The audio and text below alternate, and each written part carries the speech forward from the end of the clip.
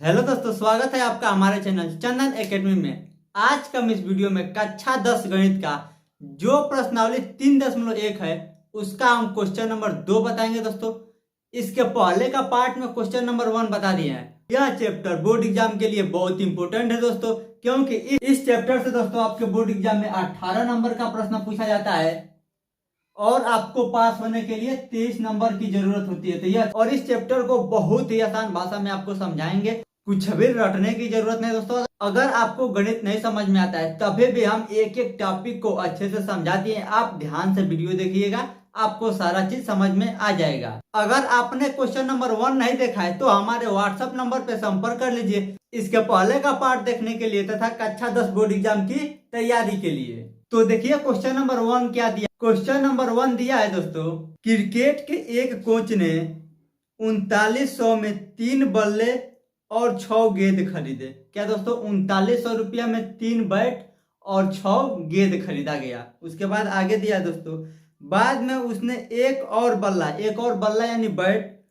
तथा उसी प्रकार के 3 गेंद, बाद में एक और बल्ला तथा उसी प्रकार के 3 गेंद 1300 में खरीदे। इस स्थिति को बीजगणितीय तथा ज्यामितीय रूप में व्यक्त कीजिए। तो इसको क्या करना है दोस्तों, हमको ग्राफ भी बनाकर समझाना है। देखिए क्वेश्चन हम स्टार्ट करते हैं। सबसे पहले क्या करते हैं दोस्तों, मानते हैं। तो क्या माना जाता है पहले ध्यान से समझिए। जो हमें ज्ञात नहीं होता है वो मान लिया जाता है। हमें क्या नहीं ज्ञात है, बैट का मूल्य नहीं पता है तो उसको मान लेंगे। फिर गेंद का मूल्य हमें नहीं पता है तो उसको मान लेंगे, यानी जो हमें नहीं पता होता है उसको मान लेते हैं। प्रश्न में वो दिया ही नहीं है कि बैट का मूल्य कितना है, गेंद का मूल्य कितना है, तो हम लोग लिख देंगे। तो देखिए हम लिख दिए हैं, माना बल्ले का मूल्य x, यानी बल्ले का मूल्य क्या मान लिया x तथा गेंद का मूल्य y। अब देखिए दोस्तों इसमें प्रथम शर्त है। प्रथम शर्त क्या दिया है दोस्तों, 3 बल्ले और 6 गेंद का मूल्य 3900 रुपए है। तो देखिए दोस्तों आप एक बात समझिए, मान लीजिए यह मार्कर है तो एक मार्कर का दाम कितना है दोस्तों, 25 रुपया।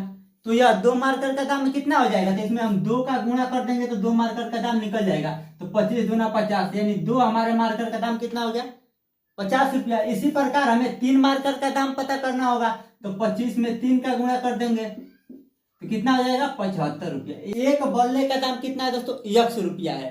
तो 3 बल्ले का दाम कितना हो जाएगा, 3x, यानी 3 का गुणा कर देंगे। एक बल्ले का दाम है दोस्तों x रुपया, तो 3 बल्ले का दाम कितना हो जाएगा। प्रश्न में आपके दिया है 3 बल्ला, तो 3 बल्ला का दाम कितना हो जाएगा दोस्तों, इसमें 3 का गुणा करेंगे। तो जब 3 का x में गुणा करेंगे तो यह हो जाएगा 3x।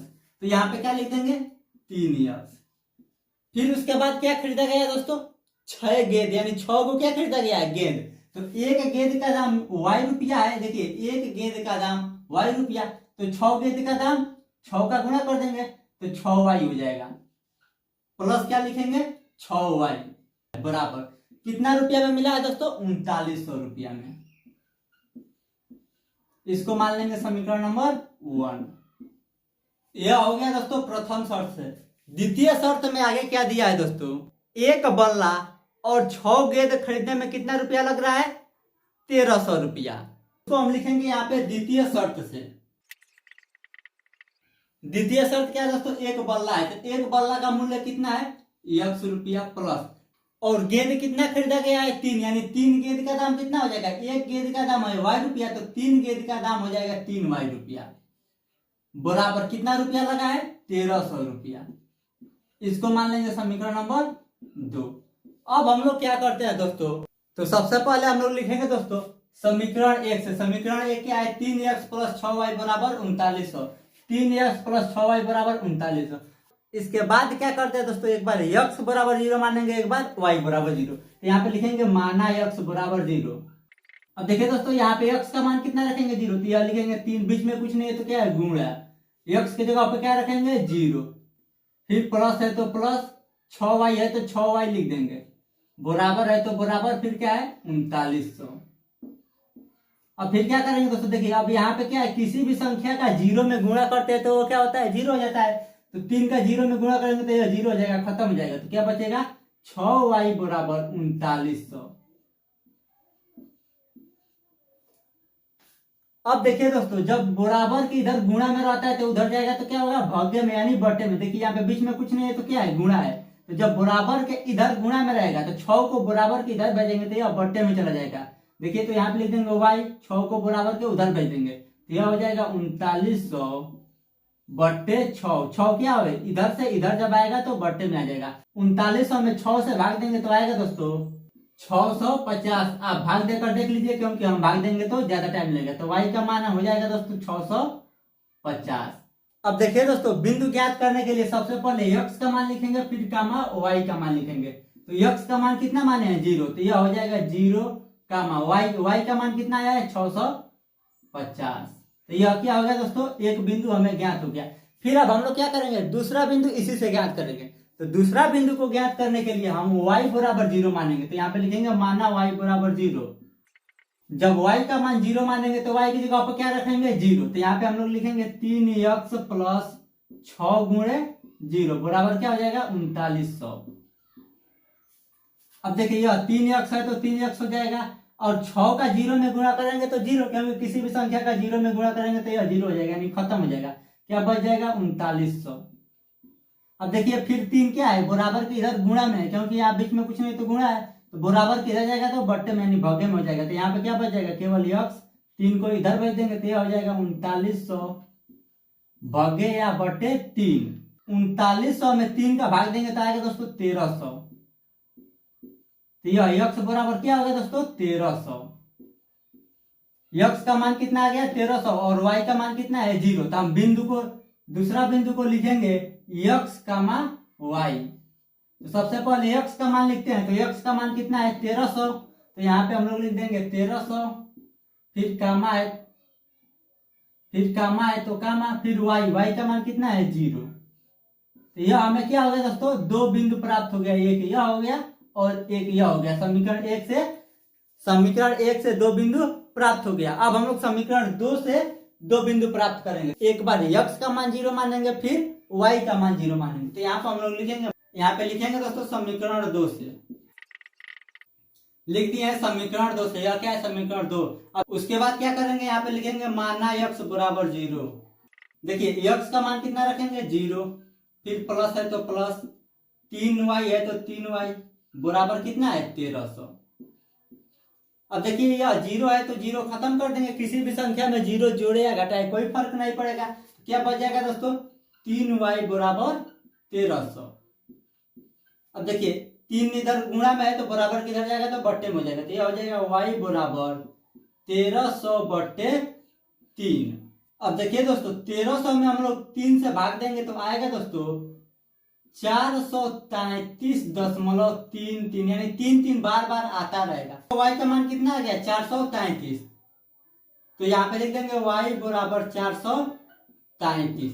0.33 आता रहेगा। अगर आप चाहें तो यह भी लिख सकते हैं 0.33 लिखे या ना लिखे कोई फर्क नहीं पड़ेगा। तो यहाँ पे क्या हो गया दोस्तों दो बिंदु ज्ञात हो गया। तो सबसे पहले हम लोग x का मान लिखते हैं फिर y का मान लिखेंगे। तो x का मान कितना है दोस्तों x का मान है 0 कामा y का मान कितना है 433। तो यह एक बिंदु ज्ञात हो गया। फिर दोस्तों दूसरा बिंदु ज्ञात करने के लिए क्या करेंगे y बराबर 0 मान लेंगे। तो लिखेंगे माना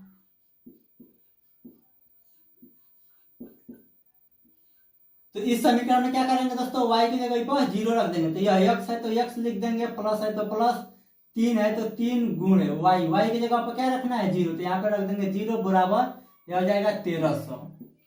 अब देखिए दोस्तों 3 का 0 में गुणा करेंगे तो यह 0 हो जाएगा यानी यह खत्म हो जाएगा। तो x बराबर क्या बच जाएगा 1300।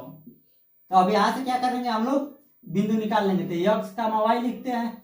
सबसे पहले x का मान कितना है दोस्तों 1300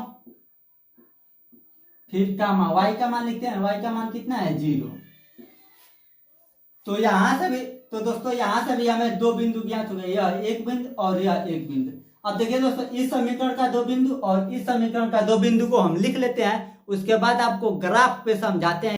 देखिए दोस्तों हम इन दोनों बिंदुओं को लिख लिए हैं। पहला समीकरण का यह दो बिंदु है और दूसरा समीकरण का यह दो बिंदु है। देखिए दोस्तों हम ग्राफ बनाए हैं। यह होता है x अक्ष यानी इधर x का मान चलते हैं और ऊपर क्या चलते हैं y का मान। तो देखिए पहला बिंदु में है सबसे पहले x का मान होता है फिर y का मान होता है। तो x का मान कितना है दोस्तों 0। तो 0 का मतलब यहाँ पे फिर y का मान कितना है दोस्तों 650, वाई का मान 650, तो वाई किधर चलते हैं ऊपर, तो यहाँ पे लिखे हैं 100, 200, 300, 400, 500, और यह हो गया 600, और 650 यानी यहाँ पे 700 और 600 के बीच में क्या होगा दोस्तों, 650 होगा। तो इस बिंदु पे आप जूम करके देख लीजिए एकदम, यहाँ इस बिंदु का नाम क्या हो जाएगा दोस्तों, 0,650। तो देखिए यहाँ पे इस बिंदु को लिख दिए 0,650। फिर देखिए दूसरा बिंदु है दोस्तों 1300,0। पहले यक्स का मान होता है, तो यक्स का मान कितना है 1300, तो यक्स इधर चलेंगे 100, 200, 300, 4, 5, 6, 7, 8, 9, 10, 1300 यहाँ पे आएगा। और फिर वाई का मान कितना है दोस्तों, तो वाई पे हमें नहीं चलना है, तो इस बिंदु का भी मान हो जाएगा 1300,0, क्योंकि वाई पे 0 चलना है, तो यह हो जाएगा 0। तो इन दोनों बिंदु को क्या करेंगे, मिला देंगे। तो ये इन दोनों बिंदुओं को हम आपस में मिला दिए, तो इसका समीकरण क्या हो जाएगा दोस्तों, जो पहला समीकरण था दोस्तों उसी का यह दो बिंदु है, तो यह पहला समीकरण का रेखा हो जाएगा। तो पहला समीकरण था दोस्तों 3x + 6y = 3900। तो यह पहला समीकरण का ग्राफ बन गया। अब देखिए दोस्तों दूसरा समीकरण का दो बिंदु हम लोग क्या लिखे हैं, दूसरा समीकरण का बिंदु था दोस्तों 0,433। तो देखिए यक्स का मान कितना है 0, और वाई का मान कितना है 433। तो यहाँ पे 100, 200, 300, 400, और 400 के ऊपर यहाँ पे 500 हो जाएगा, और इसके जस्ट नीचे यहाँ पे 433 हो जाएगा। इस बिंदु का नाम हम लोग लिख देंगे दोस्तों 0,433।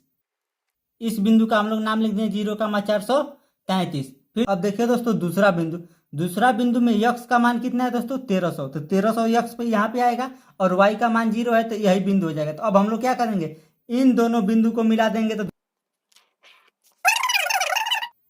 x + 3y = 1300। तो इस प्रकार दोस्तों क्वेश्चन नंबर दूसरा पूरा खत्म हो गया।